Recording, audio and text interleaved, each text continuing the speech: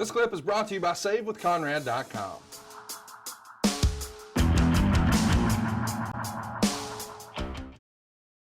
We've got a couple of belt questions here, and it's kind of fun because if you're watching on adfreeshows.com, our skin for our video today is themed after the WCW or the NWA television title, the one that Arn made famous. Well, Eldridge wants to know, what did Arn think when he saw the WCW TV title dropped in a trash can?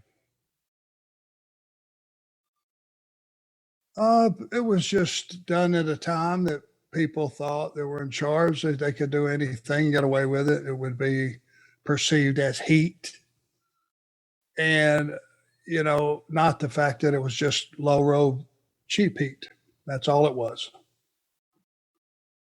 Do you have any funny stories about traveling with championship belts?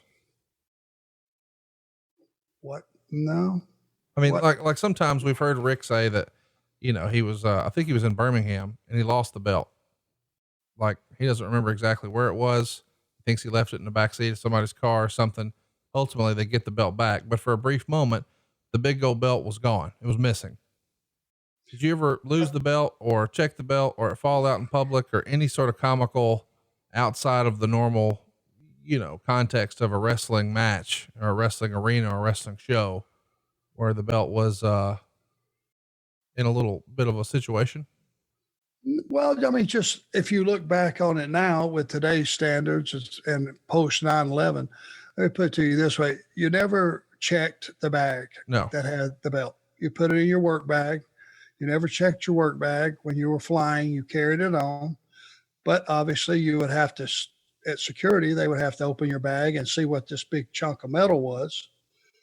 I find it amusing that there was many times that, oh yeah, that's the TV belt. That's a Enforcer's belt, TV belt. And they would be, I'd say, well, hey man, wrap it around you, try it on. You've got the entire security team over there trying on the belt, getting pictures taken. Bin Laden could have walked through security behind us and they would have never had a clue. They just completely abandoned their posts. I'm looking behind me. People are walking through security. Nobody's checking nobody for nothing. And it was the biggest uproar about that television title you've ever seen. That could be construed as funny if you sat there and watched it from afar. Matt wants to know, what was Rocky King like? Some of the very first matches I ever saw were him losing to you and Tully. He seemed to be on TV every week, and I always found myself rooting for him, but I rarely hear him talked about beyond a passing mention. Any Rocky King stories you can share? Well, now Rocky was one of those guys going back to enhancement talent that was pretty put together and strong and very green. And I've been in the ring with him a few times where he would just try to fight back and, you know, he would leg dive you and he had you pretty good. You had to stay on your toes in the ring with Rocky. Not that he was trying to double cross anybody or anything. He's just a big, strong kid that was excited. Here's my best Rocky King story. We may have told this on this podcast. Coming back from Fayetteville one night, I think it's Tully and I,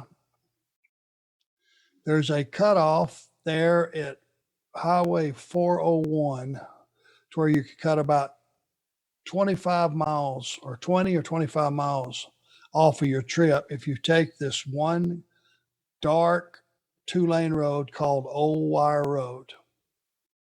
So it's a shortcut. Not a lot of people know about it. It's really back roads. Could be dangerous if you're not a pretty good driver, actually. Because it's so dark back there. There's no lighting at all. So we're going down and we look ahead and there's this car up in front of us and they got the dome light on. So I go up beside them and I'm starting to pull around them to pass. And I look over and Rocky is driving. Jimmy Valiant is sitting in the co-pilot seat. The dome light is on. And I look and Rocky has a handful of cards. Jimmy has a handful of cards. They're playing cards going down the road. And all of a sudden, I just dropped back.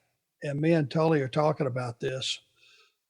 I dropped back behind him and we're talking about this. I said, are we really seeing what we're seeing? Because there's nobody else in the car. We get up beside him again. Now somebody must have decided we might be the cops or something, or it's dangerous. Now Jimmy is holding both hands of cards. He's holding Rocky's cards. And they're continuing to play all the way to Charlotte with Jimmy holding both hands of cards and discarding for Rocky. I think the fix might have been in. You think? I think. And I was rolling. Hey, it's Conrad Thompson. Thanks for checking out the podcast here on YouTube. Be sure to hit the subscribe button and the notifications bell so you get a notice anytime we upload some new content. And go save yourself some money right now. If you're in a 30-year loan or you have credit card debt, it's not a matter of if I can save you money. It's a matter of how much. Find out right now for free at savewithconrad.com.